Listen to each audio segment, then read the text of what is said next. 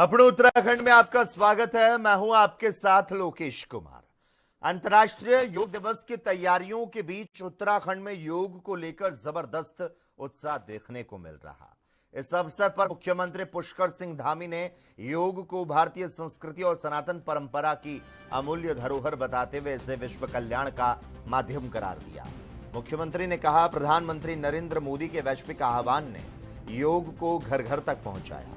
उन्होंने योग और आयुर्वेद को स्वस्थ जीवन का मुख्य आधार बताते हुए प्रदेशवासियों से अपील की वे योग को अपनी दिनचर्या का हिस्सा बनाकर स्वस्थ भारत के संकल्प को नई ऊर्जा प्रदान करें।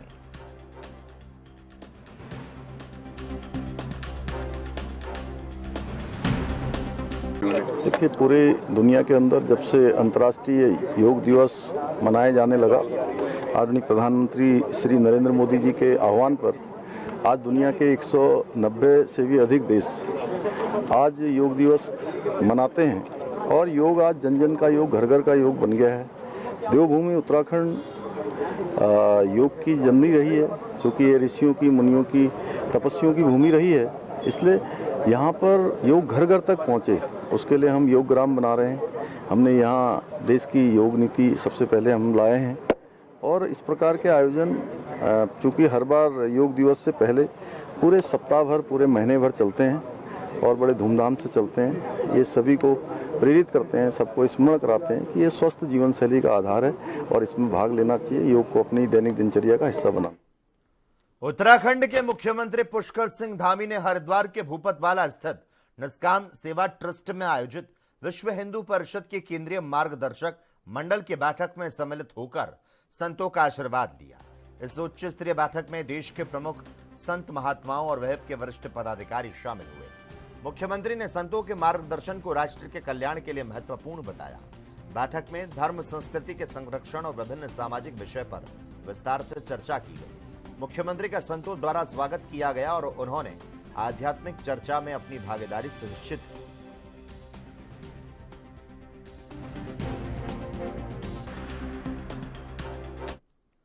मुख्यमंत्री पुष्कर सिंह धामी ने रेलवे बोर्ड के चेयरमैन सतीश कुमार के साथ बैठक कर उत्तराखंड में रेल परियोजना के विस्तार पर चर्चा की। मुख्यमंत्री ने सामरिक रूप से महत्वपूर्ण ऋषिकेश कर्णप्रयाग रेल परियोजना को निर्धारित समय में पूरा करने पर जोर दिया, जिससे चारधाम यात्रा सुगम होगी। साथ ही टनकपुर, बागेश्वर, किच्छा, खटिमा समेत अन्य परियोजनाओं को गति देने का आग्रह किया।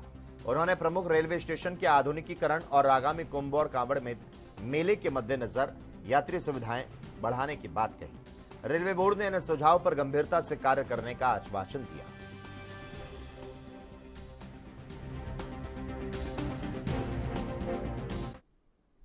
उत्तराखंड के लिए बड़ी और सुखद खबर सामने आई। मुख्यमंत्री पुष्कर सिंह धामी ने जानकारी दी।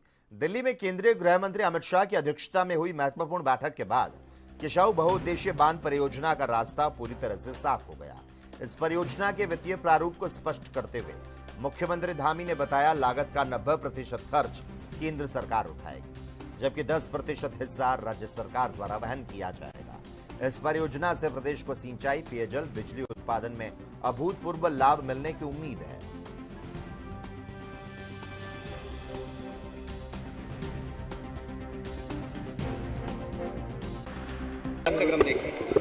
देखिए, लंबे समय से जो योजनाएं भी लंबित पड़ी थी, उन सभी योजनाओं को आदरणीय प्रधानमंत्री मोदी जी की सरकार में स्वीकृतियां मिल रही हैं। सबसे पहले मैं बात करूं लखवाड़ बांध की। लखवाड़ बांध लंबे समय से प्रतीक्षा थी उसकी, लखवाड़ बांध बनना चाहिए। उसको माननीय प्रधानमंत्री जी ने 2021 में उसका शिलान्यास किया और इसी तरह जमरानी बांध, तराई भावर हल्द्वानी का, जो लंबे समय से लंबित पड़ा था, उस बात को भी स्वीकृति मिली और आज वो बात भी निर्माणाधीन हो गया।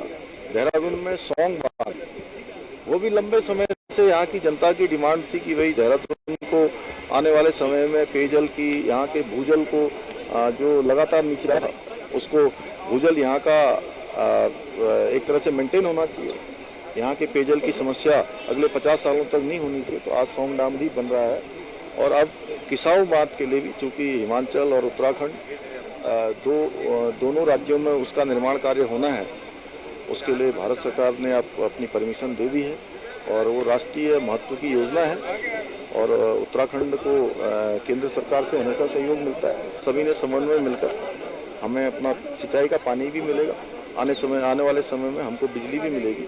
90 और 10 का जो रेशियो है, 90-10 के रेशियो में 90% पैसा जो है भारत सरकार खर्च करेगी और 10% राज्य करेगा। इसके आधार पर ये डैम बनेगा और इसके बनने से भी बहुत बड़ा जो जल का संकट है वो हमारा दूर होगा, बिजली की समस्याओं का भी उत्तराखंड में एपीएल और अंत्योदय राशन कार्ड की आय सीमा में जल्द बदलाव हो सकता है। खाद्य मंत्री रेखा आर्य ने अधिकारियों को पुराने मानकों की समीक्षा कर नया प्रस्ताव तैयार करने के निर्देश दिए ताकि पात्र लोगों को राशन कार्ड बनवाने में परेशानी ना हो। इसके अलावा विभाग नए राशन कार्ड सॉफ्टवेयर के लिए कर्मचारियों को प्रशिक्षित करेगा। चारधाम यात्रा के मद्देनजर राशन की निर्बाध आपूर्ति सुनिश्चित करने के निर्देश दिए गए। मंत्री ने स्पष्ट किया, राज्य में एलपीजी गैस वितरण व्यवस्था पूरी तरह से सामान्य है, कहीं कोई कमी नहीं है।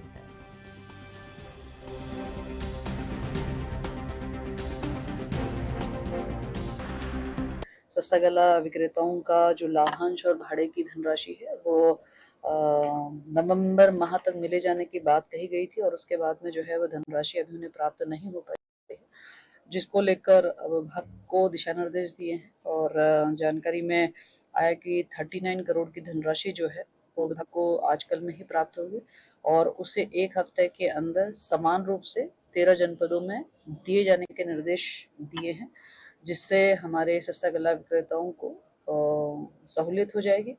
इसके साथ ही हमारे सस्ता गल्ला विक्रेताओं का एक विषय और था कि हमारे जो बेस गोदाम हैं और हमारे जो गोदाम हैं उनमें हमारे कांटे नहीं लगे हैं, लेकिन बेस गोदाम हमारे जो 8 है उनमें अभी धर्म कांटा नहीं लगा, उनको धर्म कांटा लगाने के निर्देश दिए हैं और हमारे शेष जो गोदाम हैं जो विभाग के अंतर्गत है उन गोदामों में इलेक्ट्रॉनिक कांटे जो है वो लगाए जा चुके हैं, ऐसा उनको भी अवगत करा दिया ताकि किसी भी तरीके से घटतोली ना होने पाए।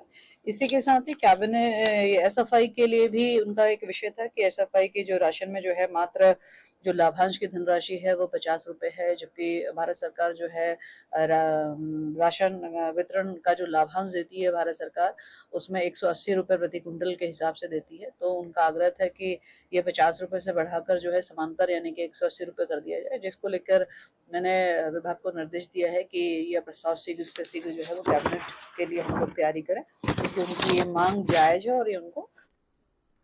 अल्मोड़ा स्थित सोबन सिंह जीना विश्वविद्यालय के लिए आज का दिन बेहद ऐतिहासिक रहा, जहां विश्वविद्यालय का प्रथम दीक्षांत समारोह गरिमापूर्ण ढंग से संपन्न हुआ। इस विशेष अवसर पर राज्यपाल लेफ्टिनेंट जनरल गुरमीत सिंह बतौर मुख्य अतिथि शामिल हुए। समारोह में विश्वविद्यालय ने संबंध 4 जनपदों के लगभग 20,000 विद्यार्थियों को डिग्रियां प्रदान की। साथ ही स्नातक और उत्कृष्ट प्रदर्शन करने वाले मेधावी को स्वर्ण पदक देकर नवाजा गया। इसके अलावा 48 शोधार्थियों को पीएचडी की उपाधि प्रदान कर उनके शैक्षणिक प्रयास को सम्मानित किया गया। पहले तो अत्यंत प्रसन्नता हो रही है कि सोबन सिंह जीना विश्वविद्यालय जिसकी शुरुआत 2020 में हुई थी, आज हमने प्रथम दीक्षांत समारोह को मनाया है। इसके पीछे में बहुत मेहनत, बहुत संघर्ष और बहुत मेहनत है। आज तकरीबन 20,000 हमारे विद्यार्थियों को डिग्री प्राप्त हुई है और सबसे खुशी है कि आज 48 को पीएचडी डिग्री से नवाजा गया है। आज जब हमने उनको सम्मानित किया तो उनके अंदर में एक अलग कॉन्फिडेंस, एक अलग चमक और उनके you could make out from the eyes की वो 2047 के चैलेंज के लिए, वो 21st सेंचुरी के चैलेंज के लिए एकदम तैयार है। मैं इस पल के ऊपर में पूरे विश्वविद्यालय को बहुत बहुत मुबारकबाद देना चाहता हूँ। चारों तरफ क्योंकि कोई भी विश्वविद्यालय की तरह तब लगता है जिसमें कोई दीक्षांत समारोह हो रहा हो, तभी पता चलता है कि हम डिग्रियां देते हैं, बच्चों को डिग्रियां में ट्रेन करते हैं यूजी, पीजी, पीएचडी में। अगर कोई विश्वविद्यालय डिग्री बच्चे पास आउट कर रहे हो लेकिन दीक्षांत न करा रहा हो तो हमारे साथ बहुत कठिनाई थी, बहुत परेशानियां थी, लेकिन महामहिम ने कहा कि आप करिए, मैं आपके साथ हूँ। अंत में तो इतना ये हमारे बच्चों के लिए, हमारे कर्मचारियों के लिए, शिक्षकों के लिए और अभिभावकों के लिए बहुत बड़ा दिन है कि हमारे बच्चों को डिग्रियां मिली और उनने महामहिम राज्यपाल को सामने से देखा, उनसे रूबरू हुए, उनके माता पिता को एक एक करके उनने पूछा कि आपको कैसा लग रहा है, आपके बच्चों को गोल्ड मेडल मिल रहा है। तो इस तरह की चीज़ों से क्या होता है कि हम एक दूसरे के करीब भी आते हैं, और चाहे वो शिक्षा के क्षेत्र में हो, साहित्य के क्षेत्र में हो, चाहे भावनाओं के क्षेत्र में हो, चाहे परिवार के क्षेत्र में हो। मेरा मानना है अगले साल से, जैसा मैंने महामहिम को भी प्रॉमिस किया, यहाँ हर वर्ष अब दीक्षांत। उत्तराखंड में कानून व्यवस्था और बुलडोजर कार्रवाई को लेकर सियासी पारा चढ़ गया है। कांग्रेस और भाजपा इस मुद्दे पर आमने सामने है। कांग्रेस ने सरकार पर आरोप लगाते हुए कहा, प्रशासन धर्म विशेष के लोगों को निशाना बनाकर कार्रवाई कर रहा है, जो अनुचित है।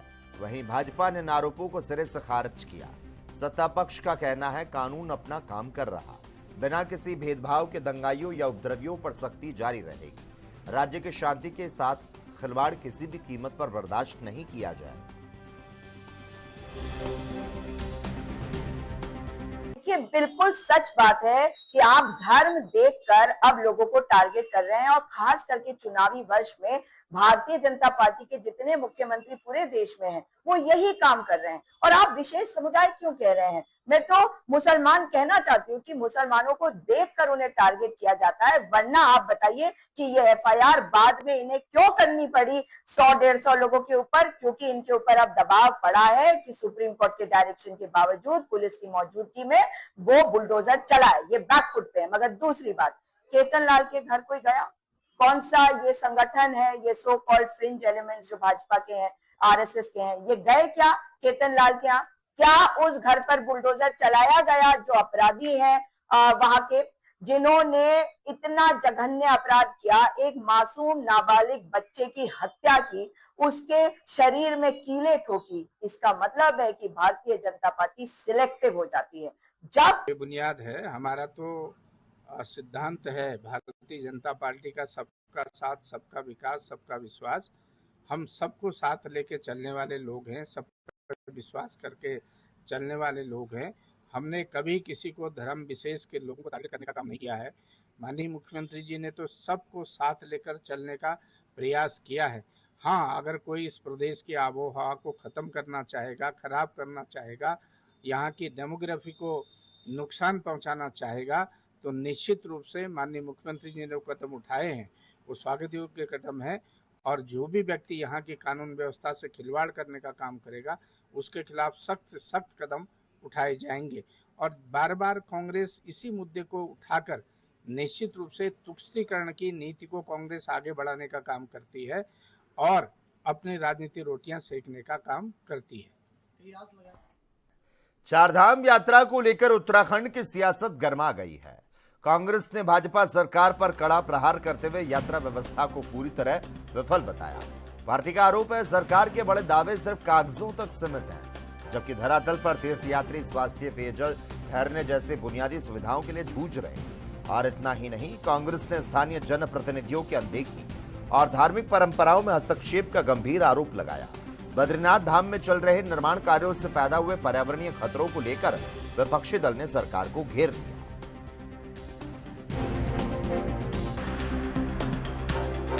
कहते हैं जो भी संक्रांति आई उस समय तक हम यात्रा का एक फेज हमारा खत्म हो जाता है, और उस दिन घोड़े खच्चर वाले हिसाब किताब करते हैं कि क्या नफा रहा, क्या नुकसान रहा।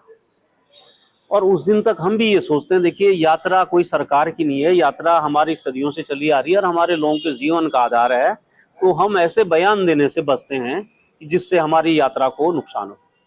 लेकिन अब समय आ गया है, मैं साफ साफ कहता हूं कि जो यात्रा आज से कुछ साल पहले यात्रा तहसीलदार सफलतापूर्वक चलाते थे, वो सारी सरकार लगने के बाद भी बद इंतजामियों से भरी। और बद इंतजामी का जो सबसे बड़ा कारण है वो यात्रा में रजिस्ट्रेशन है, जो एक गुजराती कंपनी को जिसका काम दिया गया है। उस गुजराती कंपनी को देखिए, अगर उस टेंडर को, मैं 3-4 साल से लगातार मीडिया के सामने कह रहा हूं, अगर उस टेंडर की शर्तें आप देख लें तो आप यहीं से पता कर सकते हैं कि कौन यात्री कहां पर बैठा और क्या खा रहा है।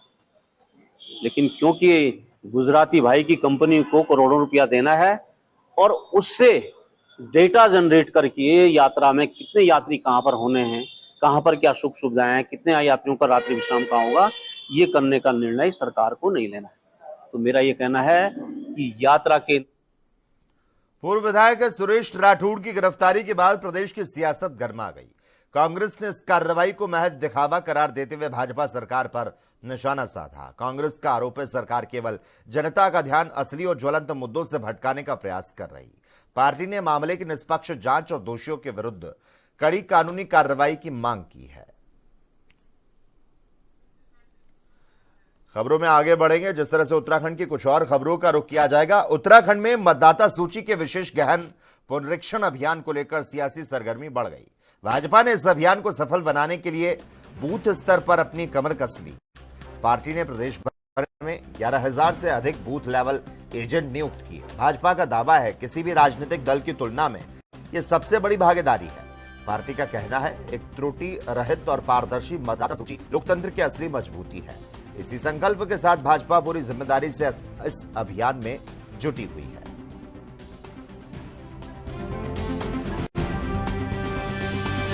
और देखिए, एसआईआर का मतलब है जो उत्तराखंड में रह रहा है, जो इस प्रदेश में रह रहा है, उसका वोट उसमें जोड़ना है। फॉर्म 6 के माध्यम से वोट जोड़ना है।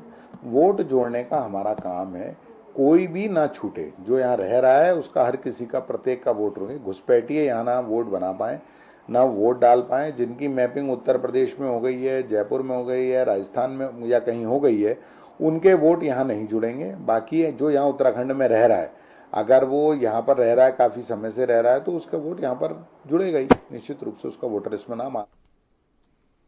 नीट की परीक्षा में शामिल होने जा रहे उत्तराखंड के छात्रों के लिए राज्य सरकार ने बड़ी राहत भरी घोषणा की। सरकार ने परीक्षार्थियों को उत्तराखंड परिवहन निगम की बसों में निःशुल्क यात्रा की सुविधा देने का निर्णय लिया। निगम के अनुसार छात्र अपना एडमिट कार्ड दिखाकर बिना किसी शुल्क के यात्रा कर सकेंगे। यह सुविधा परीक्षा की तिथि यानी कि 21 जून से 2 दिन पहले और 2 दिन के बाद तक प्रभावी रहेगी। सरकार का कदम दूरदराज के क्षेत्र से आने वाले उन छात्रों के लिए काफी मददगार साबित होगा जिन्हें अपने परीक्षा केंद्र तक पहुंचने के लिए परिवहन की समस्या का सामना करना पड़ता है।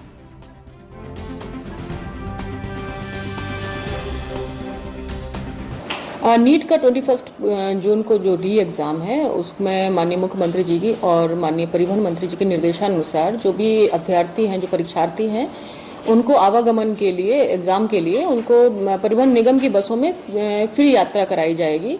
तो ये जो छूट है एग्ज़ाम के 2 दिन पहले से और 2 दिन के बाद तक रहेगी, क्योंकि कोई अभ्यर्थी मान लो अगर दूर से आ रहा है, उसका जो परीक्षा सेंटर है आने में और रुकने में टाइम लगता है, तो उसको 2 दिन पहले से और 2 दिन के बाद तक की ये छूट प्रभावी होगी। इसके लिए परीक्षार्थी को सिर्फ अपना एडमिट कार्ड कंडक्टर को दिखाना होगा और सारे कंडक्टर को निर्देशित किया जा चुका है कि वो उसको फ्री में यात्रा कराएं। तो ये छूट माननीय मुख्यमंत्री जी के और माननीय परिवहन मंत्री जी के प्रेरणा से ये छूट उनको दी जा रही है। धामी सरकार ने नीट यूजी 2026 की पुनः परीक्षा देने वाले अभ्यर्थियों को बड़ी राहत दी। परिवहन मंत्री प्रदीप बत्रा ने घोषणा की, परीक्षार्थी उत्तराखंड परिवहन निगम के बसों में निःशुल्क यात्रा कर सकेंगे। छात्र अपना एडमिट कार्ड और पहचान पत्र दिखाकर परीक्षा केंद्र तक जाने और वापस आने के लिए रोडवेज बसों का मुफ्त उपयोग कर सकते हैं। यह सुविधा परीक्षा अवधि के दौरान 3 दिनों तक प्रभावी रहेगी। सरकार का उद्देश्य सुनिश्चित करना है किसी भी युवा को परिवहन संबंधी आर्थिक दिक्कतों का सामना न करना पड़े।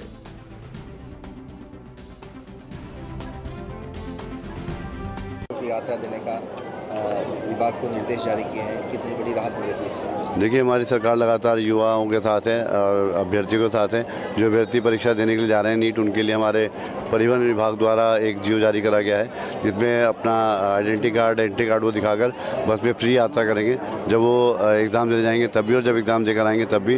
तो 3 दिन के लिए व्यवस्था करी गई है। जो भी हमारे अभ्यर्थी जो है नीट में प्रतिभा करने जा रहे हैं, उनके लिए जो है यात्रा परिवहन विभाग द्वारा मुफ्त रखी गई है। धामी सरकार ने नीट 2026 पुणे परीक्षा में अभ्यर्थियों को बड़ी राहत दी है। परिवहन विभाग द्वारा आदेश दिए जाने के बाद अब नीट परीक्षा में शामिल होने वाले अभ्यर्थी उत्तराखंड परिवहन विभाग की बसों में मुफ्त सफर कर सकेंगे। परिवहन मंत्री प्रदीप बत्रा ने बताया कि सरकार युवाओं के साथ खड़ी है और नीट परीक्षा देने जाने वाले अभ्यर्थियों को उत्तराखंड परिवहन विभाग की बसों में मुफ्त सफर करेंगे, जाते वक्त या फिर परीक्षा के लौटते वक्त अपना पहचान पत्र या प्रवेश पत्र दिखाकर उत्तराखंड परिवहन विभाग की बसों में मुफ्त सफर कर सकें। इससे परीक्षा में शामिल होने जाने वाले विद्यार्थियों को काफी राहत मिलेगी। रुड़की से एमबी के लिए अकील अहमद। आयुष विभाग से जुड़ी राहत भरी खबर सामने आई। आयुष मंत्री मदन कौशिक ने राजकीय आयुर्वेद और यूनानी चिकित्सा सेवा संघ के साथ महत्वपूर्ण समीक्षा बैठक की। इस चर्चा के बाद मंत्री ने बताया, संघ की कई प्रमुख मांग पर सहमति बन गई। विशेष रूप से विभागीय अपर निदेशक पद पर पदोन्नति के लिए 1.5 महीने की समय सीमा तय की गई। साथ ही वार्षिक गोपनीय प्रविष्टियों और बायोमेट्रिक उपस्थिति से जुड़ी समस्याओं को दूर करने के लिए स्पष्ट निर्देश दिए गए। राज्य में जो राजकीय आयुर्वेद और यूनानी चिकित्सा सेवा संघ है, जो पिछले कुछ दिनों से विभिन्न चरणों में अपनी एक हड़ताल कर रहा था राज्य में कुछ अपनी मांगों को लेकर, आज उनके साथ विस्तृत रूप से हम लोगों ने चर्चा की है, जिसमें विभागीय सचिव, विभाग के डायरेक्टर और अन्य विभागीय अधिकारी रहे और संघ के प्रतिनिधि रहे। जो उनकी मांगे थी, प्रमुख रूप से 7 मांगे थी, 7 पर विस्तृत रूप से हमने चर्चा की है और उन पे पॉजिटिवली शासन का रुख रहा, सरकार का रुख रहा और सरकार ने उनकी अधिकतर मांगों को जो इस रूप में थी, लंबित थी, उनको माना है और जो हमारे संघ के डॉक्टर्स थे उन्होंने भी उस चीज़ को स्वीकार किया और आज से उन्होंने अपनी हड़ताल वापस लेने का भी निर्णय लिया है। देहरादून के ओम कल्याणम में आयोजित 15 दिवसीय यंग तपस्वी शिविर का समापन हुआ। इस शिविर में देश विदेश के युवाओं ने उत्साहपूर्वक भाग लिया। प्रतिभागियों को योग, ध्यान, व्यक्तिगत विकास, नेतृत्व, जीवन प्रबंधन का गहन प्रशिक्षण दिया गया। आयोजकों का मुख्य उद्देश्य युवाओं में आत्मविश्वास और सकारात्मक जीवन मूल्यों का संचार करना था।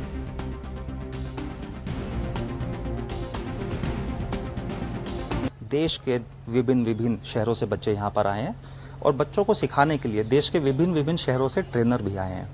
साउंड हीलिंग सिखाने के लिए लोग वाइजैक से आए हैं, पोट्री सिखाने के लिए कलकत्ता से आए हैं, गुड़गांव से आए हैं, मुंबई से आए हैं और बच्चों के ओवरऑल डेवलपमेंट के लिए प्रोग्राम चला है, जहाँ पर बच्चे सुबह उठकर पहले नेचुरोपैथी करते हैं, फिर योगा करते हैं, फिर वो मेडिटेट करते हैं, साउंड हीलिंग करते हैं, फिर उनका ब्रेकफास्ट होता है। उसके बाद बच्चे जाते हैं अलग अलग क्लासेस में, कुछ की लाइफ विजडम, वैदिक लाइफ विजडम क्लासेस हैं, कुछ पोट्री सीखते हैं, कुछ लोग ड्रामा सीखते हैं। ड्रामा सीखना बहुत ज़रूरी है बच्चों के लिए, ड्रामा बच्चे सीखते हैं।